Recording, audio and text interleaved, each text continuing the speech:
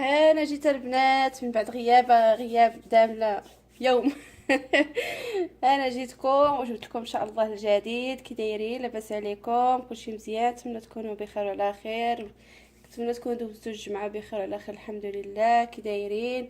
كنشكر كل بنت زارتني في القناه ديالي، كنشكرها بزاف بزاف. كي درتو؟ كي داير اموركم؟ نتمنى راكم ان شاء الله غادي ان شاء الله كتطلعوا ماشي كتنزلوا، ماشي بحال اللي طرا لي. اش غنقول لكم؟ حكايه هذيك حكايه واحده اخرى. اليوم البنات جبت لكم ما شاء الله واحد الوصفه زوينه للسعال. يعني هاد الفتره هذه كيبقى يتبدل الجو، مره سخون ومره بارد. جبت لكم واحد الوصفه زوينه للسعال. كنحتاجوا ليها غير جوج عناصر، اللي هو العسل والفلفل الاسود، احنا كنقولوا له بالمغربيه الابزار. غنديروا شويه تاع، غاديش ندير هاد المعلقه كامله، غندير غير نص منها.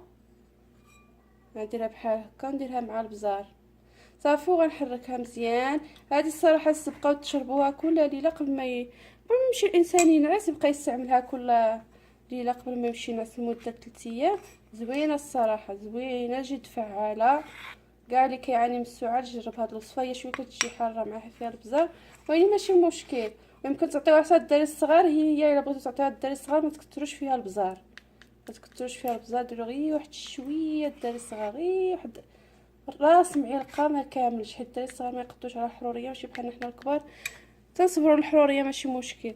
صافي وتبقى تشربيها. زعما اما راجل اما اللي مريض في الدار غيشربها واحد 3 المعالق.